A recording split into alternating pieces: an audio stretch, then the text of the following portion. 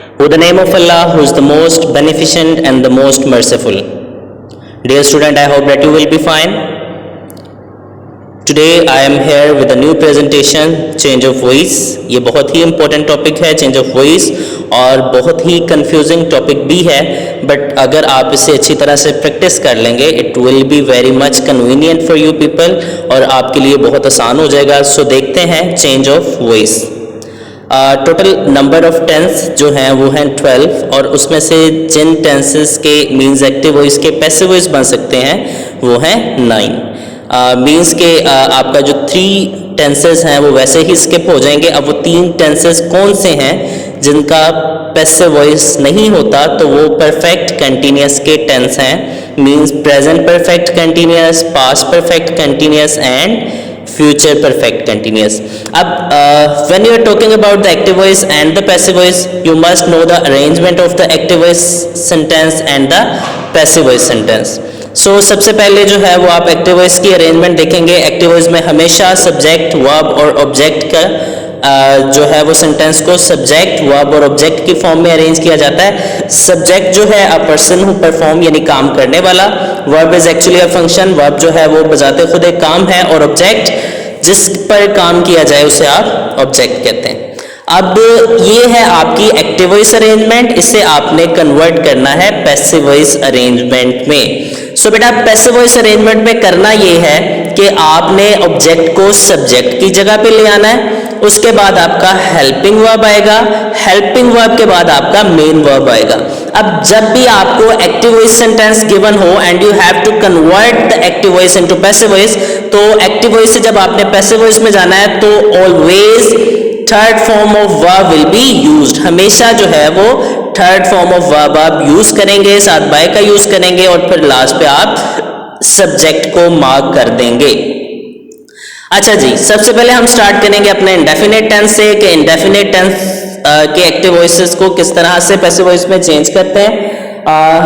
सबसे पहले हमारे पास जो एग्जांपल है प्रेजेंट इंडेफिनिट का एक्टिव वॉइस जो है, ही राइट्स अ लेटर, वो खत लिखता है.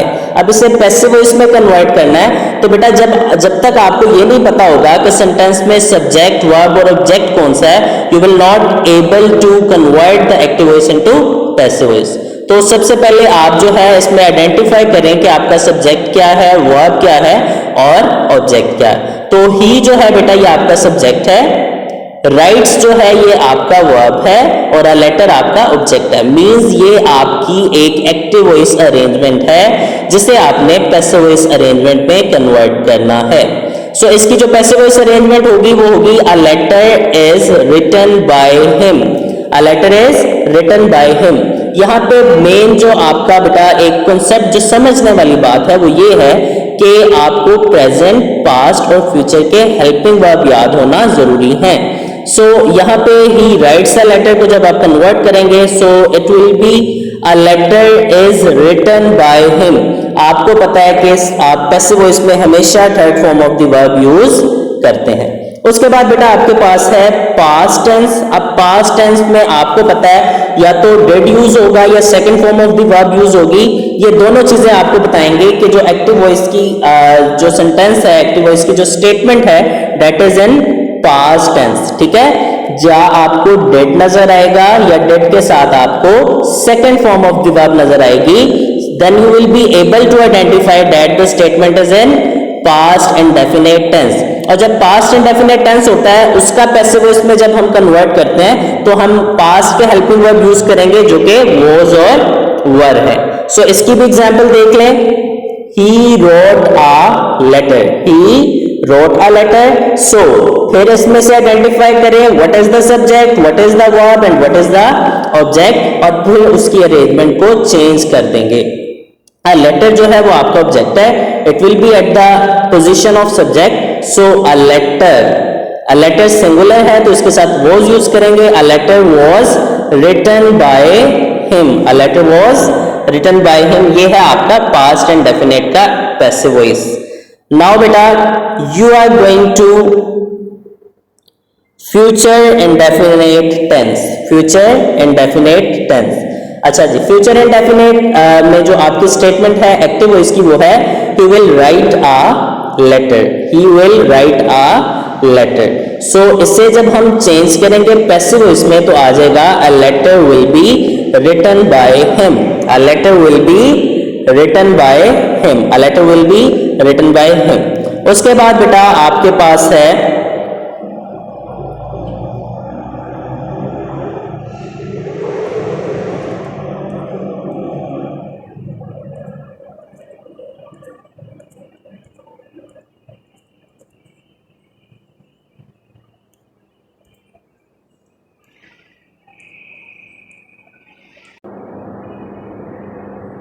हाँ जी बेटा, उसके बाद आपके पास कंटिन्यूअस टेंस है। तो कंटिन्यूअस टेंस में और परफेक्ट टेंस में कुछ ट्रिक्स आप यूज करते हैं और वो जो है वो आपके लिए बहुत कन्वीनियंट होता है कि आपने किस तरह से कंटिन्यूअस और परफेक्ट के टेंस को पैसिव वॉइस में चेंज करना है। सो बेटा पहले आप देख लें कि जब भी आपके पास first form of the verb with I आए, नो मैटर कि आप हेल्पिंग वर्ब उसमें कौन सा यूज हो रहा है, just you have to focus on the first form of the verb with ING. जब भी आपके पास first form of the verb with ING आएगी तो आपने उस फॉर्म ऑफ वर्ब को थर्ड फॉर्म में चेंज कर देना है और उसके साथ आपने वर्ड यूज करना है बीइंग। ठीक है, बहुत ही इजी रूल है। जब भी बेटा जी आपके पास first form of the verb with ING आएगी तो जब आप उसे पैसिव वॉइस में चेंज करेंगे, ऑब्जेक्ट को सब्जेक्ट की जगह लाने के बाद हेल्पिंग वर्ब और उसके बाद बीइंग आप लगाएंगे, बीइंग के बाद आपने third form of the verb लगानी है।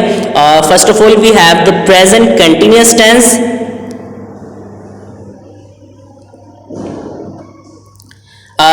प्रेजेंट कंटिन्यूअस टेंस आपके पास आएगा, फिर पास्ट कंटिन्यूअस टेंस आपके पास आएगा, फिर फ्यूचर कंटिन्यूअस टेंस इसी तरह आपके पास आएगा।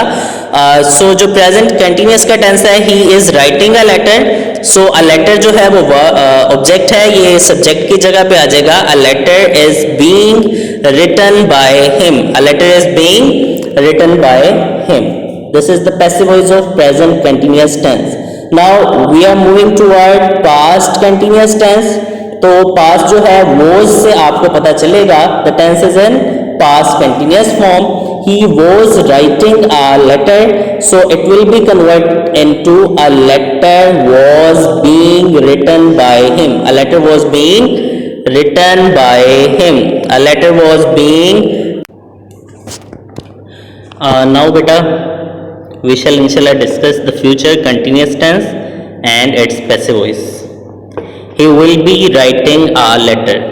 अब इसमें भी आ रहा है और साथ में first form of the verb with ING है। सो इसका जो पैसिव वॉइस होगा that will be a letter will be being written by him.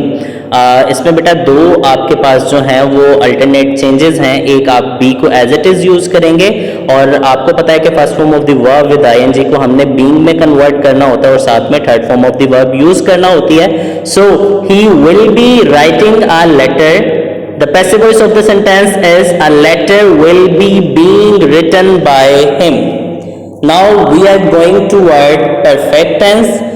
जिस तरह आपको मैंने ट्रिक बताया था कंटिन्यूअस टेंस में कि first form of the verb ING को आपने उस जो जब पैसिव वॉइस में चेंज करना है तो आप बीइंग यूज करेंगे। इसी तरह जब आप परफेक्ट टेंस के हैज, हैव और हैड जब आपको गिवन होंगे और आपने इसे पैसिव में चेंज करना होगा, you must use the word been. आपने जस्ट एक बीन को बीन जो है इसके साथ ऐड करना है और फॉर्म ऑफ द वर्ब इसमें सेम रहेगी क्योंकि परफेक्ट टेंस में ऑलरेडी आप third form of the verb use करते हैं। सो पैसिव वॉइस में भी third form of the verb use करना है। सिर्फ आपने इसमें करना यह है कि सब्जेक्ट को ऑब्जेक्ट की जगह पे और ऑब्जेक्ट को सब्जेक्ट की जगह पे लेना। Now look, I have written a letter. I have written a letter. Form of verb third ही है। So a letter को सब्जेक्ट की जगह पे ले आए। A letter सिंगुलर है तो इसके साथ has यूज करेंगे। A letter has been written by me. A letter has been सिर्फ been ऐड किया, बाकी सिर्फ आपने अरेंजमेंट चेंज करनी है, फॉर्म ऑफ वर्ब वही रहेगी। उसके बाद बेटा आपके पास है पास्ट परफेक्ट टेंस। इसमें आपका जो हेल्पिंग वर्ब है वो हैड यूज होगा और एज इट इज आप पैसिव वॉइस में भी हैड यूज करेंगे। I had written a letter, so it will be change into a letter had been written by me. A letter had been written by me. Now we are going toward the future perfect tense and their passive voice. So, I shall have written a letter is the active voice of future perfect tense. I shall have written a letter. So, the passive voice of the sentence is जो object है a letter that will be on the position of subject. A letter will have been written by me. A letter will have been written by me.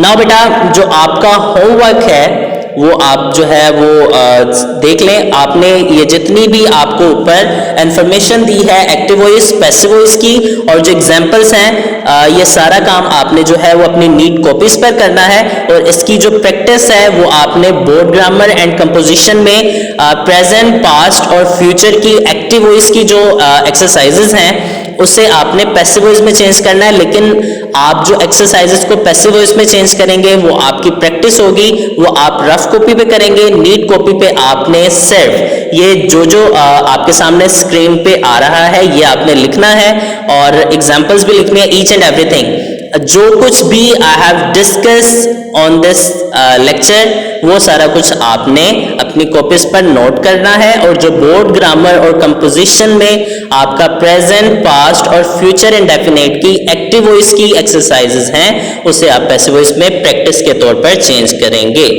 Now बेटा stay home, save life, Allah Hafiz. With the name of Allah, who is the most beneficent and the most merciful. Dear student, now we are going to discuss the use of has and have. First person singular and plural means I and we के साथ आप have use करेंगे। Second person you के साथ आप have use करेंगे और third person singular means he she it या कोई सिंगुलर नाउन आएगा तो आप हैज़ यूज़ करेंगे और थर्ड पर्सन प्लूरल दे के साथ आप हैव यूज़ करेंगे।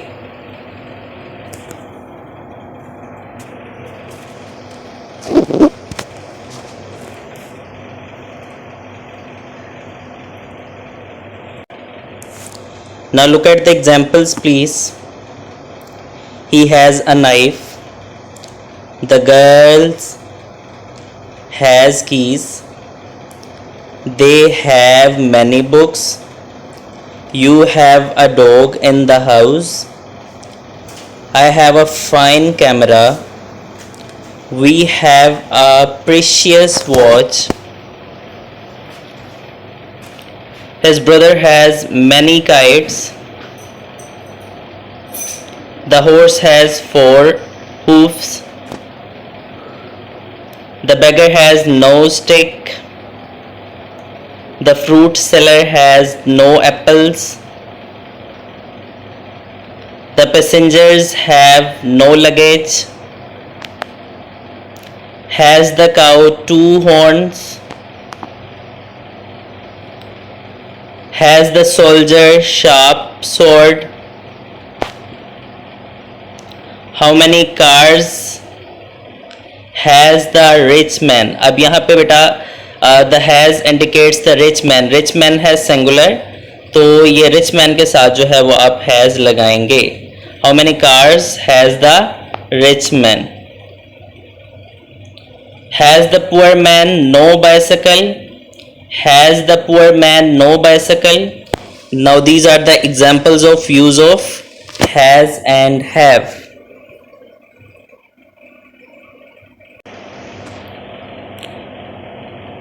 Now beta look the examples of use of had. Our garden had a hedge around it. Our garden had a hedge around it. The beggar had a bowl. The beggar had a bowl. They had no garlands. They had no garlands.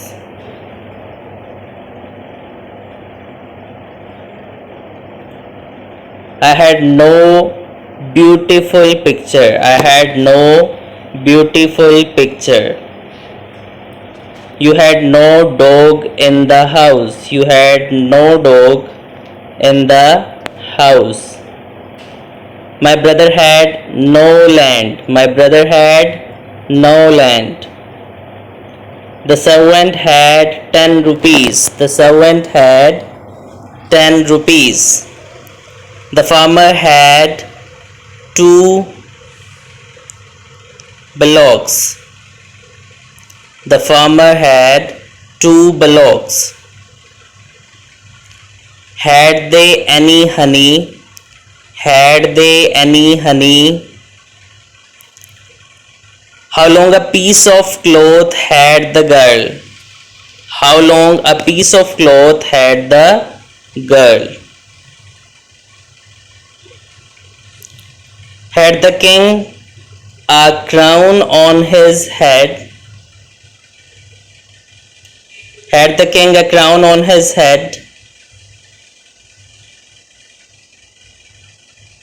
Had the fisherman a strong net? Had the fisherman a strong net?